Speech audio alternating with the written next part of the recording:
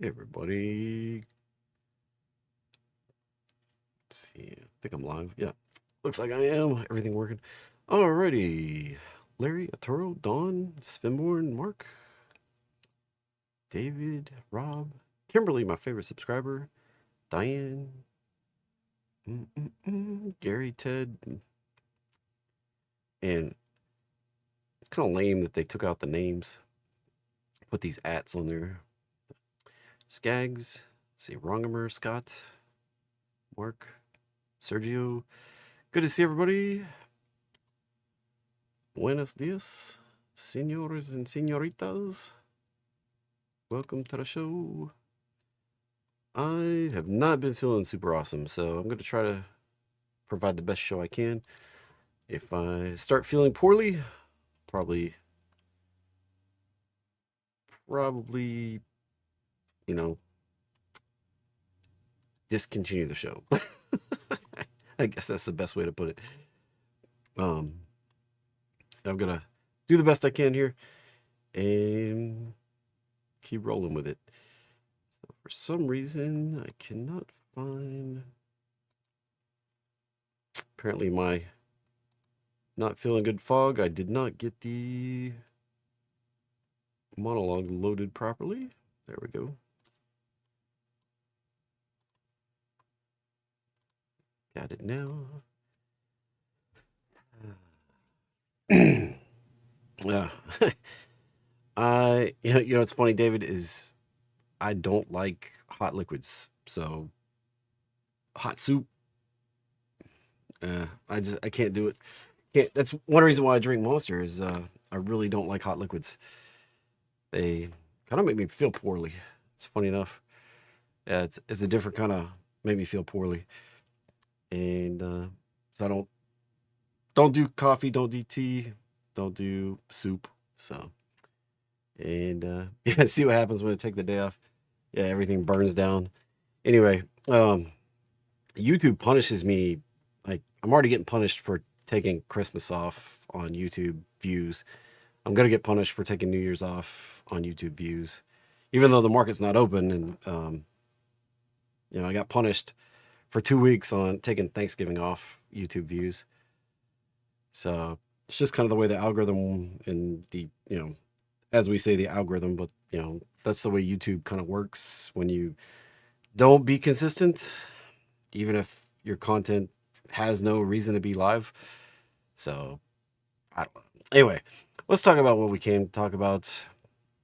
Nvidia is pushing 800 volt architecture. This is not making mainstream media news, but they're pushing 800 volt architecture in data centers, and this opens up a whole nother set of investment opportunities for suppliers that are going to get in this game. So welcome everybody. Welcome my magnificent monsters of capital. Welcome back to the show. You know, the past few years we've caught up in general on this great AI gold rush. It's been a simple story. Buy Nvidia, buy more Nvidia, maybe if you're feeling spicy, buy a company that has the word AI.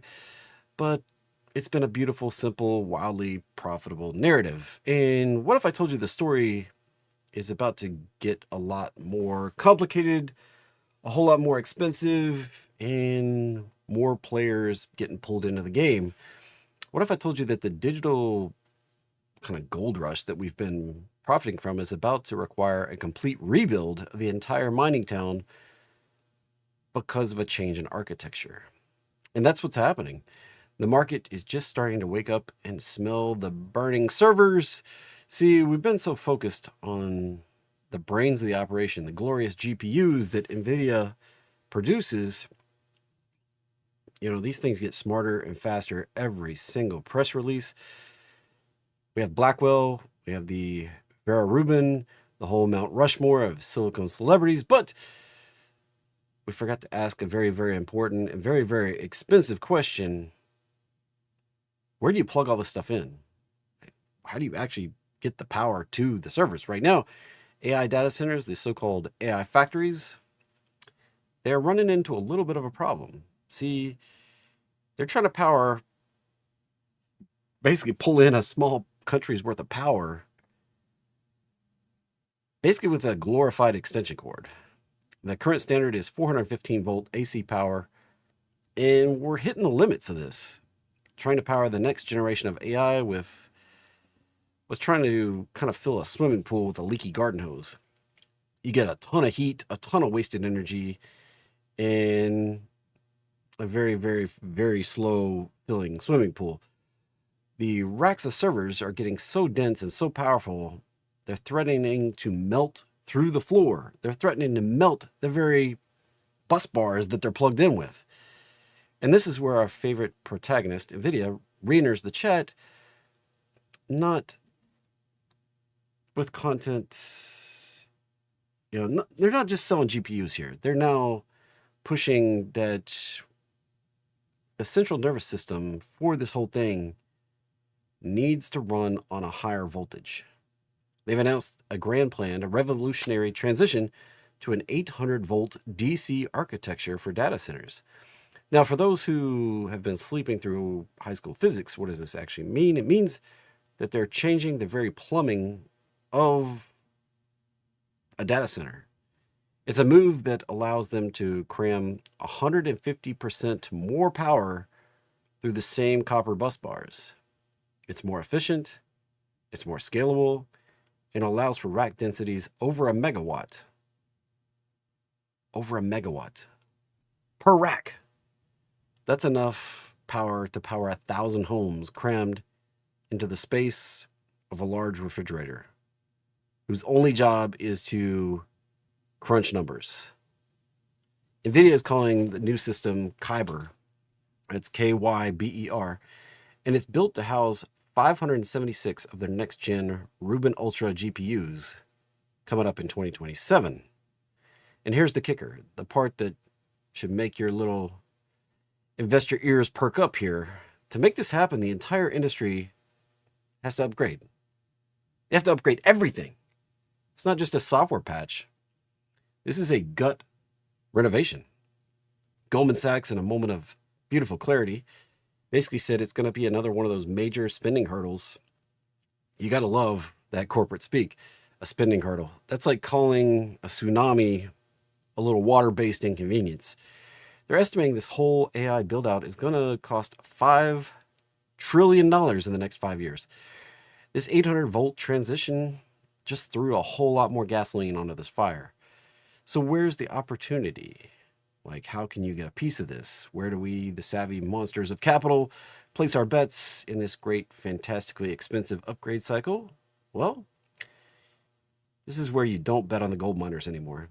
You bet on the people selling the picks and the shovels and the dynamite, and now the industrial grade plants and the fire suppression systems.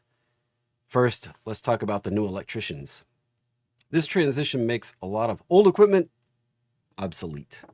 Traditional AC power units and uninterruptible power supplies gonna have to all be replaced. Gone. Replaced by new, shiny, very expensive DC power systems. And who's sitting pretty here? A company called Alpha Bravo Bravo, ABB. According to Goldman, they have 100% market share in key components for this new system. The medium voltage DC UPS. That's medium voltage DC, direct current, uninterruptible power supply. That's what you call a monopoly, everybody. And then you have the giants like Schneider Electric and Siemens, who are going to be all over this new DC switchgear and busways and supplying it all as required. Number two, you have the plumbers. All that power creates an insane amount of heat. Air conditioning isn't going to cut it here. We're moving decisively to liquid cooling. Think of it as plumbing for servers, and who's leading the charge here? Schneider Electric again, who had the foresight to buy a company called Motivair. And then there's Vertiv, VRT, a company whose stock has been on a tear because investors are realizing that cooling these AI beasts is just about as important as powering them. And even Eaton, ETN, dropped nearly $10 billion to buy a liquid cooling company. When you see big old industrial companies spending that kind of cash, you know that there's a major shift underway in demand and something's up. Third, we have Miracle Materials. The whole 800 volt thing, well, It doesn't work with plain old silicone. It requires advanced semiconductors, specifically something called gallium nitride, GaN, and silicon carbide, SiC. These new materials can handle the higher voltages, and they're way more efficient. This is where you look at these specialist companies out there, like STMicroelectronics, Infineon, and pure play Wolfspeed, WOLF. These aren't household names, but they're making essential high-tech gear that powers this entire $5 trillion castle upgrade cycle that we're going to be embarking upon. This isn't some sort of far off in the future transition. This thing is actually getting underway right now. From here at the end of 2025 into 2027, we're going to see sidecars, basically upgrade modules for existing data centers, and Schneider is the key supplier here. By 2027, the new Nvidia system ships, and by 2028, experts think that 80 to 90% of all new data center installations are going to be powered on this new 800 volt standard. The spending is already starting to be staggering. We're talking about big tech hyperscalers, Microsoft, Google, Amazon, Meta, spending a combined $400 billion this upcoming year on AI infrastructure. Next year, it's projected to be well over $500 billion. And Microsoft alone is dropping $80 billion. To put that into perspective, the entire publicly traded U.S. energy sector spends about a quarter of that drilling for oil every year. Think about that for a moment. So the story here is no longer about the chip designers. The story is about the biggest infrastructure build out since the interstate highway system was built. It's all happening inside unmarked warehouses scattered throughout the country. It's a story about power. It's a story about cooling. It's a story about new materials, and a mountain of money so high it's starting to create its own weather system with how big a pile of money it is. They're not just building AI, they're building the grid to power it. And that, my friends, is where the real money is potentially going to be made. Stay thirsty for those returns out there. And that's it for the monologue today. Hopefully that was informative. Hopefully that helped you out understanding where this all is going. Take a look at some charts, try to find out where the opportunity might be today. Before we do that, though, over here, all trading involves a substantial risk of loss. Past performance not necessarily indicative of future results. This presentation intended to be informational, educational, fun, entertaining, not a recommendation to be buying or selling any financial instrument. And if you desire personal financial advice, you should hire and consult a financial advisor, which is not me. I don't play one. I'm just a dude on YouTube. I got a bag of unicorn dust. It's cheap, and I sprinkle it on the markets, but I don't have a crystal ball. I don't have a magic wand. I get lucky sometimes. Sometimes I get lucky. But be careful out there. You can lose money doing this thing we do called trading. Check this out. Right here. Log me out. That's cool. No, that's weird. Can't follow yourself, but it says follow. That's funny. Over $50,000. $50,000. Love it. Year to date, about to crack 51. I might be able to break 51 I was trying to get 50 by the end of the year. There it is. Got it. Cha-ching. Might be able to push it on up. So, beautiful. Does the person you follow outside of me show you how to make money consistently in the market? There you go. There's my profit and loss right there. Like, where's the losses? They're in there. They're not very big. They're very small compared to the gains right there. See that they show up right there. There's a little dip. There's another little dip on the March higher. The goal here on this account is to build it into an account that generates $50,000 a month, which I don't have to tell you, 13 or 12,900 is not 50,000. So I got a ways to go still on this journey. And you look at the 3-month average, we're sitting around 8. So Definitely got some work to do. Definitely got some work to do. I want the 6 month. I want to be able to have 6 months of consistent $50,000 before I consider this challenge complete. I'm gonna build this account. It's gonna get there one of these days. And I don't do it by risky trading. So don't do it by risky trading. Consistent, repeatable gains. So looking at the ES action coming into the open here, selling off a little bit. Who might have said we would sell off into the last 3 days of the year? I think we talked about that last week, didn't we? Didn't we talk about that? How NASDAQ typically sells off the last couple days. Now, S&P typically rallies or stays flat the last couple days. But NASDAQ typically pulls back about somewhere in the neighborhood of 0.5% on average for the last 20 years. And with S&P so reliant on big tech, well, might pull us down. Might pull S&P down. So let's go ahead and look at the cash indexes a little bit. Yeah, this is still, look at this. This is a bearish pattern right here. See how we topped out here? Coming across, lower highs. That's bearish.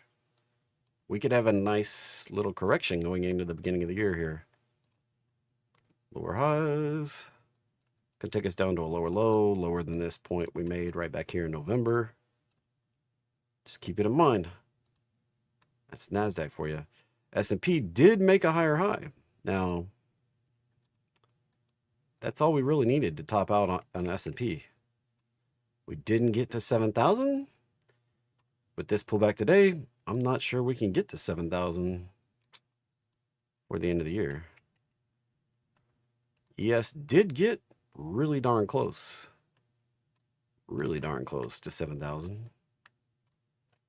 Look at that right there. Made it within 5 points. Let's see. The high, 6 points.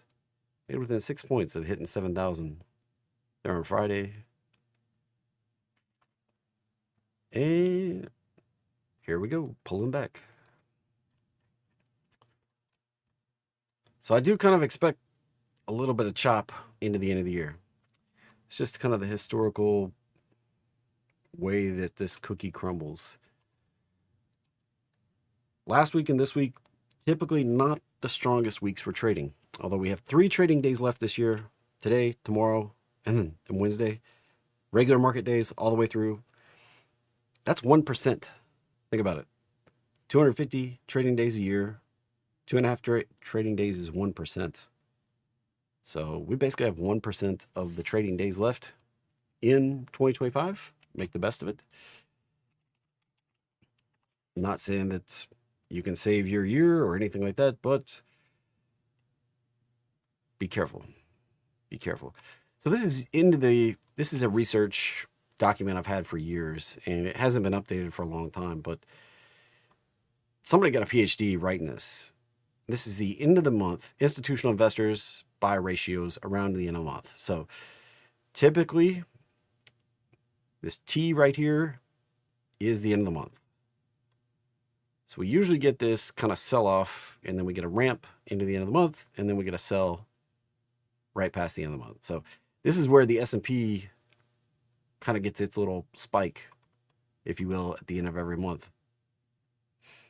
This comes a lot from retirement accounts and stuff like that. There's retirement money hitting those. That's rejockeying, getting rid of the weak, and then buying into the strong, and then new month, new you. So it's kind of interesting. This is kind of held for a long time. Now, we're not talking giant amounts of money here. Well, we're not talking giant. There are giant amounts of money that move, but we're not talking giant percentage moves here. 1%. And this is buy ratios. So buy-sell ratios. We're talking selling 1% more than we're buying 2% more than we're selling, So we're not, we're not talking about moving the market 1% or 2%. All right. It's an interesting thing. I've kept a hold on for years because I thought that was kind of interesting how it's very systematic, and there is a statistical kind of bias to this, or meaning, this was done tons and tons of months from 1999 through 2013. So like 14 years worth of data. Thought it was interesting. I keep a hold of it. I have it in a place where I can share it. So anyway, moving on. So NQ probably set for a pullback. Looking at the daily here. Let's see what we got. So the futures did make a higher move than the cash index, but this still sets us up to come back down here, somewhere around this 24,000. Looking at QQQ, which is the way most of you would probably trade, you can see a similar pattern to the cash index, probably down here around 584.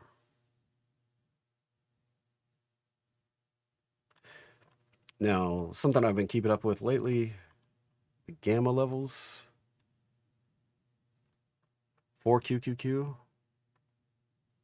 We're kind of falling out of this chunk right here. The bigger levels for today. But here's the big level down here at 615 right now. And that's out to this Friday. So we may see price erode down to 615. Now, of course, that's not all the story. Oh, SPY. Nice. Get my fingers on the right keys. So we're sitting here. SPY arguably has more gamma action, and that's why people follow this more on SPY than in S&P 500 than they do on NASDAQ and QQQ. Big level up here, but I'm not sure it's going to be a magnet today. I'm not sure we're going to be able to pull it back higher. We do have this big level here, and then where was the big level? Looking at Friday, 684 right there. Out to this Friday, $1.1 billion sitting right down there. So we may see this kind of push down into that level, 684. Now, SPY, roughly 1/10. That would push it back down to this kind of level right there at SPX, SPY, 584, 684, not hugely below. I mean, it's just $4 down, 40 points down. It's not difficult to do, or, for the cash index, that's 60, 70 points, 75 points down. Not hard to do. A lot of these candles are bigger than 75 points. So I would kind of be careful on that one. Russell, now this is looking a little more bearish here. We did top out. We did hit the level I kind of expected us to hit there, 2,600.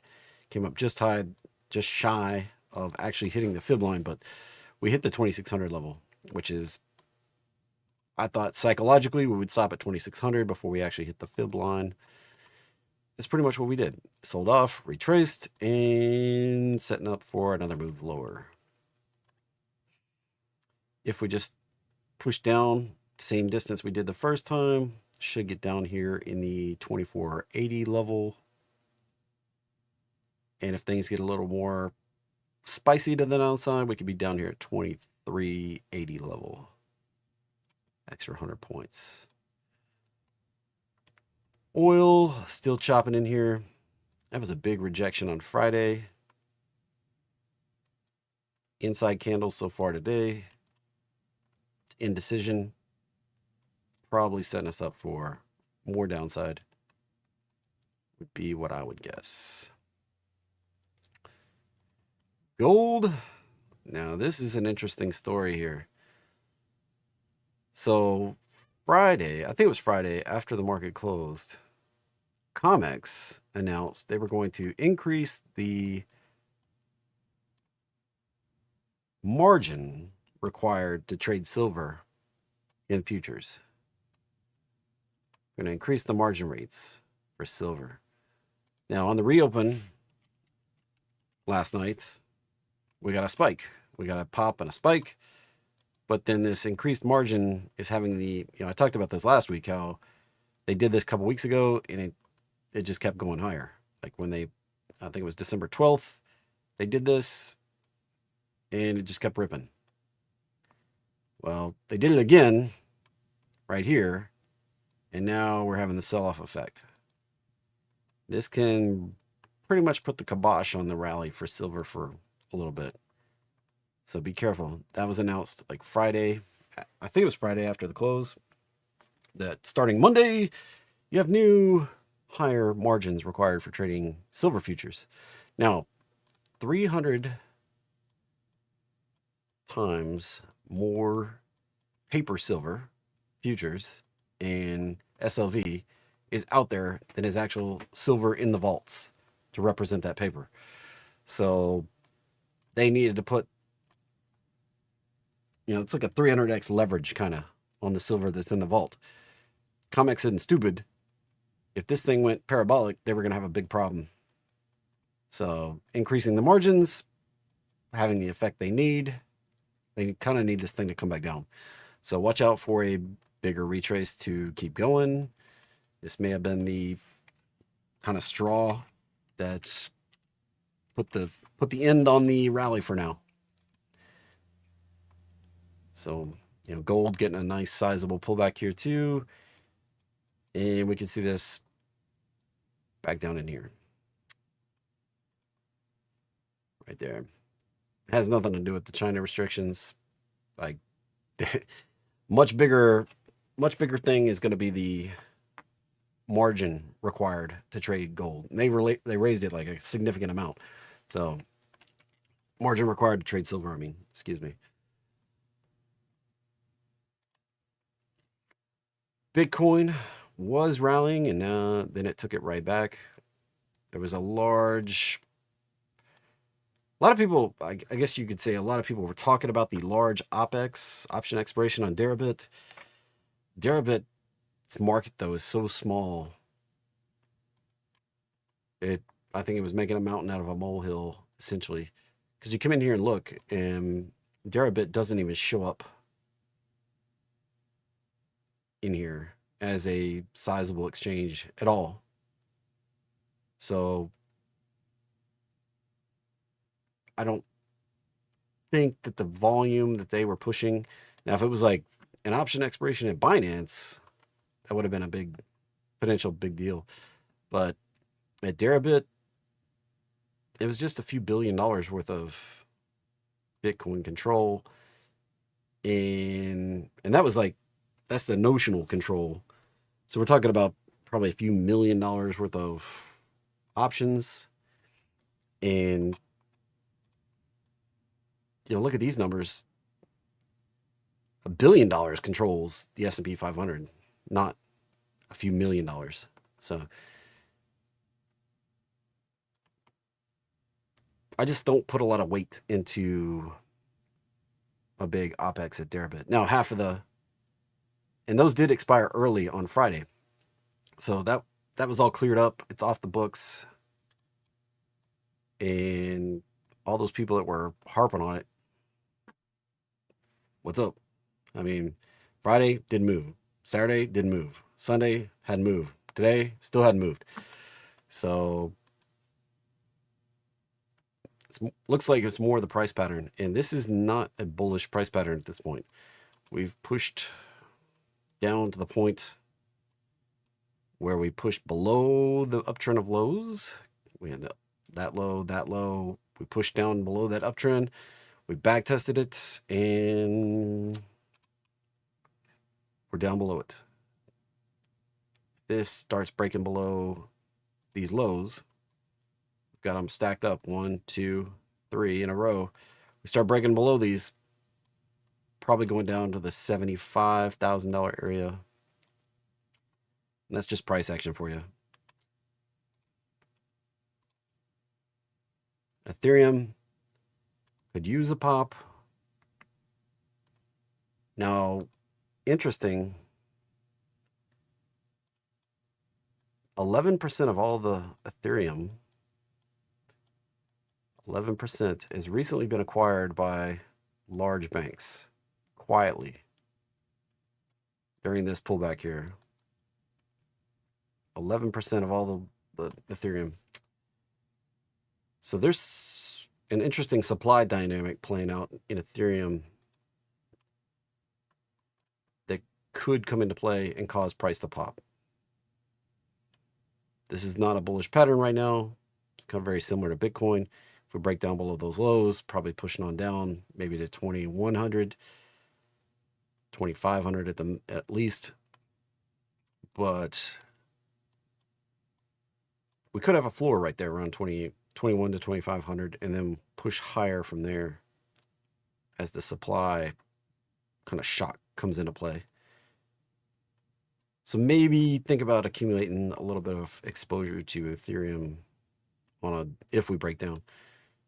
NKD, this is a setup still in place for going lower, coming on down, 45 area, 45,000 area. Dollar index still set to push to a lower low than we had back here in September. Nothing really changed there. Apple pushed down below the uptrend, back tested it. Now we have the potential to flush on down. Be careful chasing Apple. Now, does it have to? No, we can hold on to this low right here where we consolidated and pop a new high. That's possible, but we have the setup to flush on down. That flush on down, probably somewhere around 250 if we're going to do it. Amazon, this is starting to be a watermelon seed squeeze with lower highs, higher lows.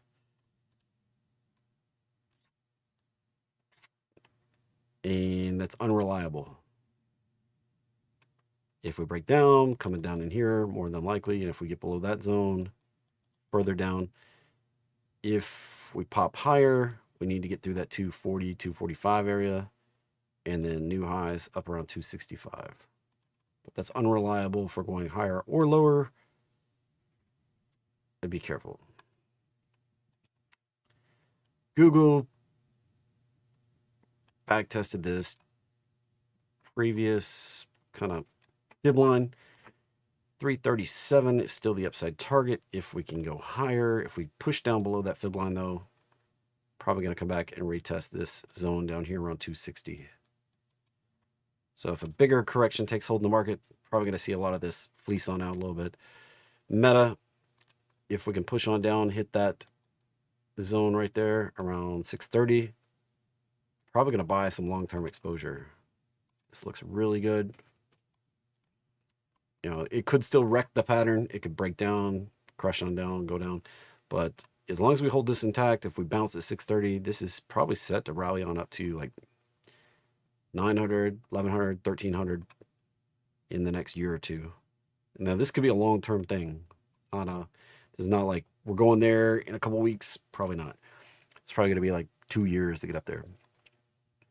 Microsoft still consolidating below the roadmap line, or in the roadmap line.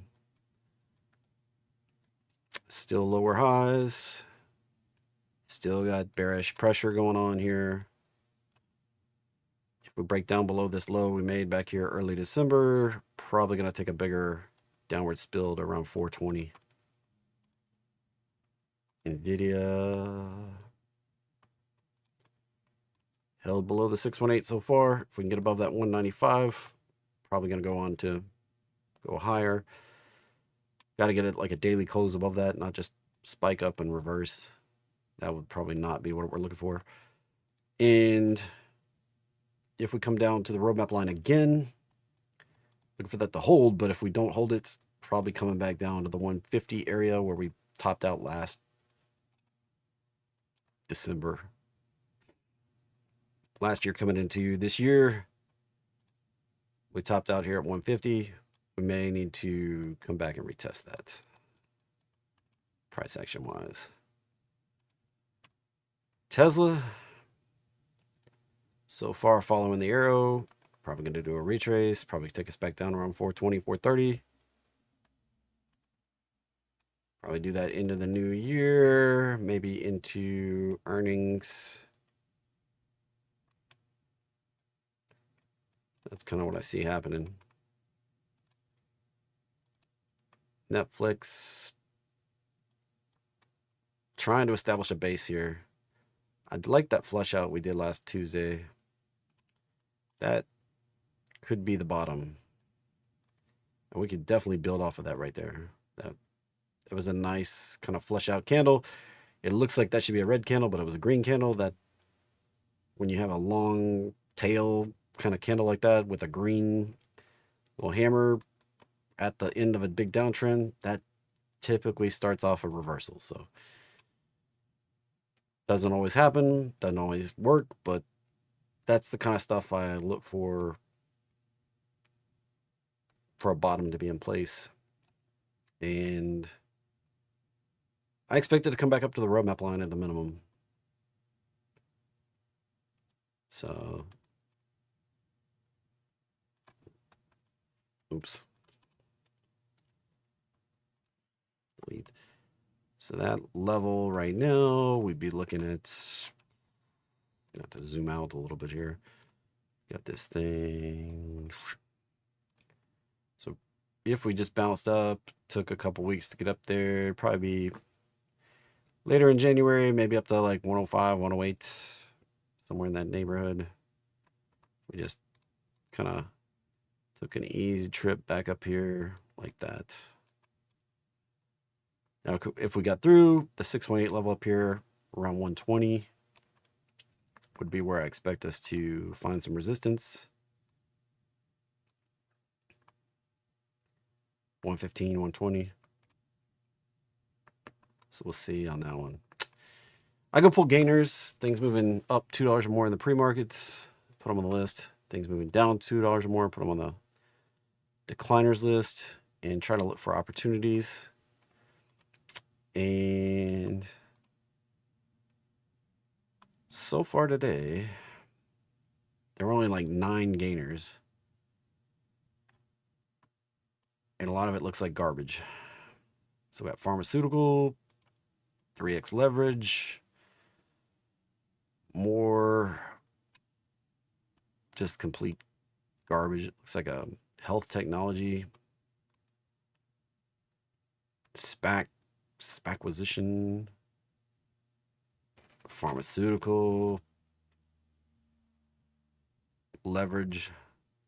Anytime we're getting like leverage and pharmaceuticals making the top of the list, it's a sketchy day. EWY, South Korea. Nothing on the gainers list.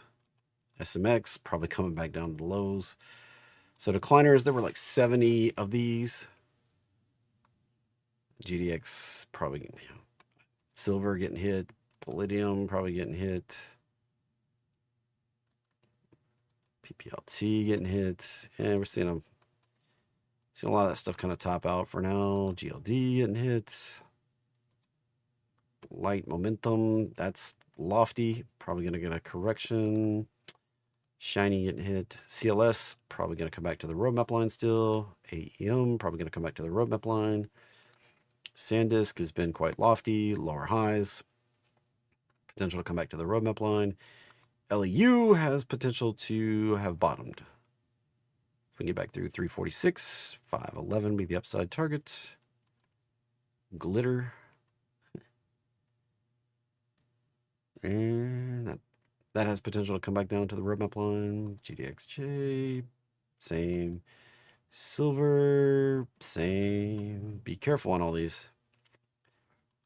Baba. And it looks like we're going to hit the roadmap line. came all this way back down. It'd be a shame not to just go ahead and hit it here. Wrap it up. Go ahead and hit in full. Get the bounce. Get the 618 going. So there's the high. Here's the potential low down here. Turn off the magnet. If we can actually touch down in there around 140, 145. The 618 should be up around 172. If we get above that, set us up for 200 on AliExpress. SLV getting smacked down a little bit. Now this may come back down to find support here, or even all the way back down here at the breakout. So be careful.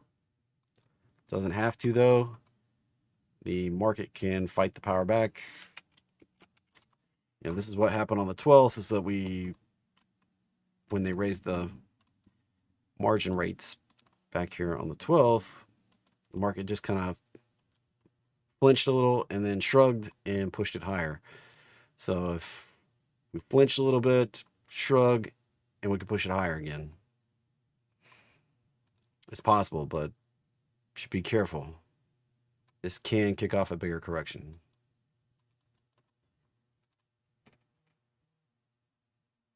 Definitely can. MU looking kind of toppy for the moment. May need to consolidate a little bit before we can push on up to 400.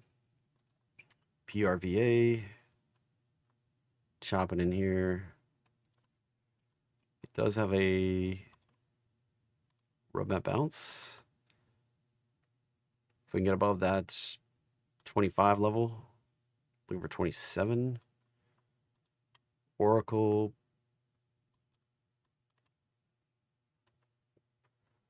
Trying to hold on to this gap fill here. We can get back up through the roadmap line, back up through the 618. We can push on higher, but right now this is a downtrend. We did get back below the breakout level. We did kind of back test it from the bottom there, holding underneath it. If we start pushing down again, this could open up a bigger downtrend, retest this low from back here. Liberation Day.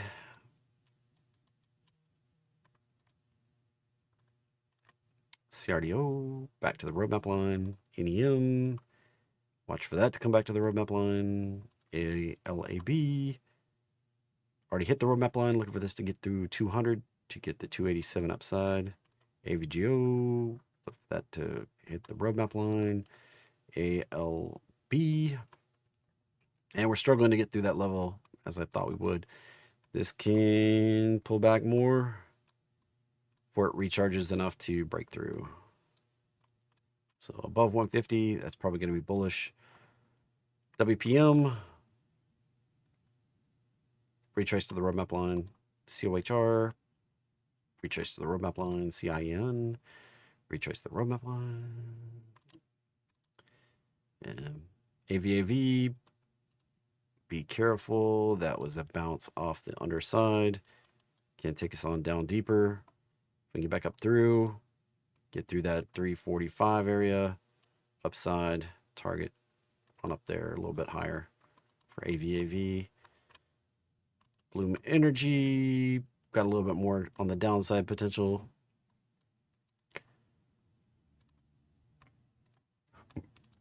Core Weave.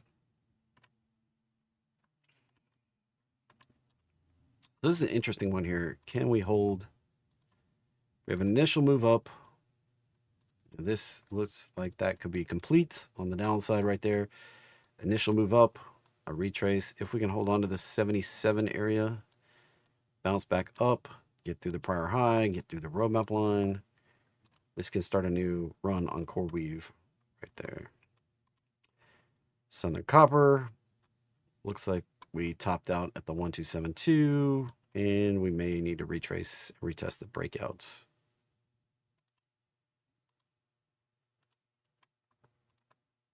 Back down in here. Coinbase has not been able to get off the mat yet. Right back down to the lows. Got to break through the roadmap line if we're going higher. VRT. We hit the roadmap line. If we can get through the 180 area, we'd be set for moving on higher. 212. NVDU. Ultra. Like leverage on Nvidia. Looking a little bit bearish here. So if you're reading into the tea leaves on the leverage ticker, it might be indicating some bearish action on Nvidia. NBIS trying to hold on to this bounce. If we can get through the 112 area, 156 on the upside. Oak low, pushing new low. This one might take a bigger retrace. We back tested the roadmap line and rejected and pushed lower. This could take a little bit bigger spill. I was looking for a move back down in the 40 area as a potential.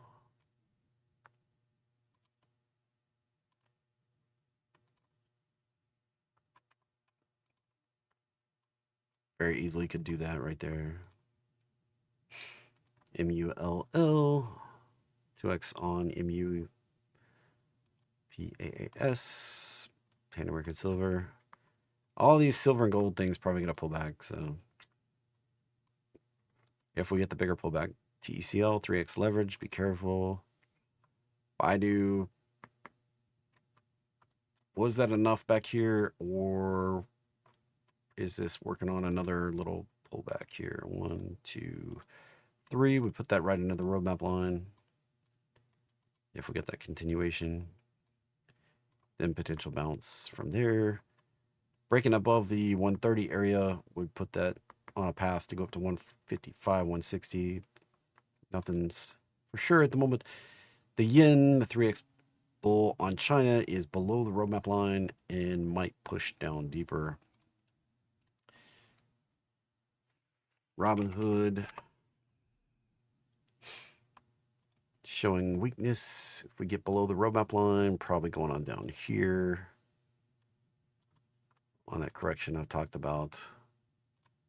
FUTU, potential for this to have bounced.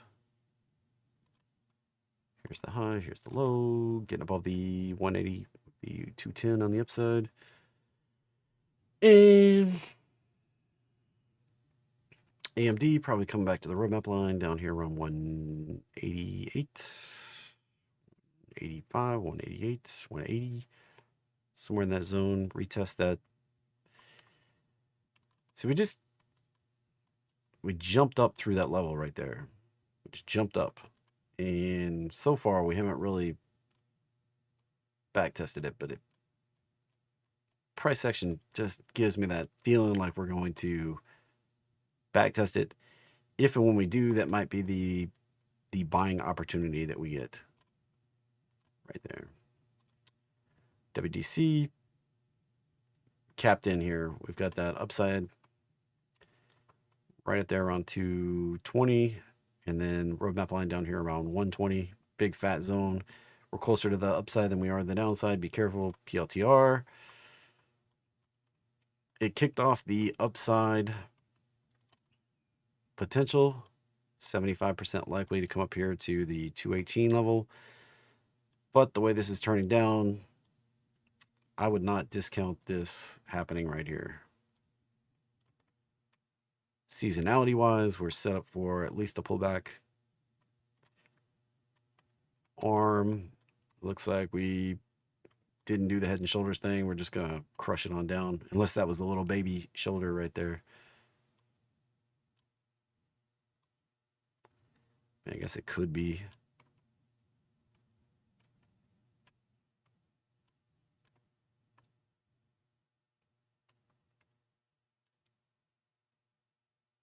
So looking for this to go deeper, maybe down to around 80. MSTR, I don't think that candle worked. I think so many people. So here's the funny thing is when everybody's talking about how this candle pattern is going to work, it's going to be the bottom, the market has this funny habit of screwing everybody. Pretty much went back down, stopped everybody out. Now, if it's going to be the bottom, probably make it here and go higher. But when everybody's talking about a head and shoulders pattern, or everybody's talking about how this is a rare hanging baby or whatever the heck it was, candle right here on MSTR, how this is going to be super bullish. The market just has this habit of destroying everybody when everybody's on the same side of the trade. So I had this target down here just a little bit lower. It would not surprise me one bit to touch down around 145. One more little flush out. If Bitcoin continues being soft, if we go down to if we go on down to 75, we may see this flush on down in here. It's possible to get down to 120.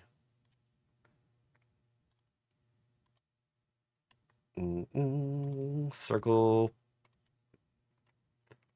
This one has the potential to have bottomed, but I'm not sure. If we can break out, that would be an indication we have. If we break back down, we might actually have to push one more time down in the 55, 60 area. Leverage, leverage, leverage. Lots of leverage stuff on the Robinhood leverage, PLTU leverage, Core Weave leverage. Lots of leverage stuff on the charts today. Be careful out there. When leverage dominates my lists, especially, you know, biotech was the positive stuff, and leverage is, oh man, just be careful. It's probably gonna be a choppy day this week. First real trading week next week of 2026. You know, this week got today, tomorrow, Wednesday, Thursday, markets closed for the first trading day in 2026 on Friday. And then next week will be our first real week of trading in 2026. So be careful out there. Lots of holidays, lots of thin trading is what that means. Oh, yeah, that's good. So release the FOMC meeting minutes right there on Tuesday before the end of the year. Great, Ed. Great. That ought to cause just a little bit of chaos tomorrow. So be careful out there. Bias for the day. I'm thinking we get that pullback, and I'm thinking these gamma levels are probably going to come in play. We're probably going to push down to 684 on SPY, and not so sure on NASDAQ right at the moment for Friday. Looks like possibly 615. Wouldn't surprise me. Back down to 615, which QQQ back to 615. It's not even that big a move, really. We're at 619 right now. So 615. And we'll probably hang out there Friday. Like, that's probably where we'll find ourselves down here Friday.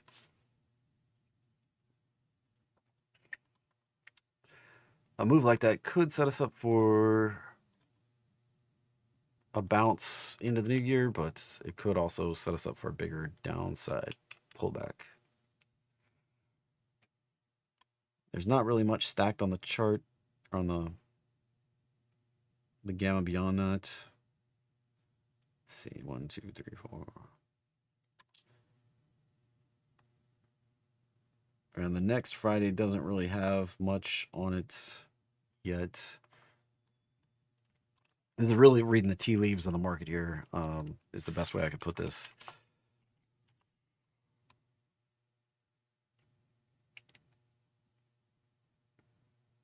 This is options exposure to market makers. Coming out here to the 9th, which would be this, the second week expiration, since the first week is the first day. And we see this bigger level down here at 684. So we're hanging out right up in this zone. We can push this down to 684 for Friday. And then looking out here a week, there's just nothing. Like, nobody's positioned out another week yet. Players haven't really played out that far. Looking out January 16th, there's not much out there either. That's the first major expiration in January, monthly. 1, 2, 3, third Friday of the month. And there's not much sitting there either. So, not much indication of where we're going to go. You say, look at all the positive, but the bigger levels are down here in the negative. When we're in the red, market makers tend to trade with us, so that can exacerbate the moves to the downside. Be careful. So a little bit of sell-off into the end of the year potential here. Stay safe out there, everybody. I'll be back on Market Masters here at 11:30 with Jack. Be back tomorrow, same bat time, same bat channel, 9:15 tomorrow. Trying to hunt for opportunity again. Have a great day. Be careful out there. The account you save may be your own. We'll see you tomorrow.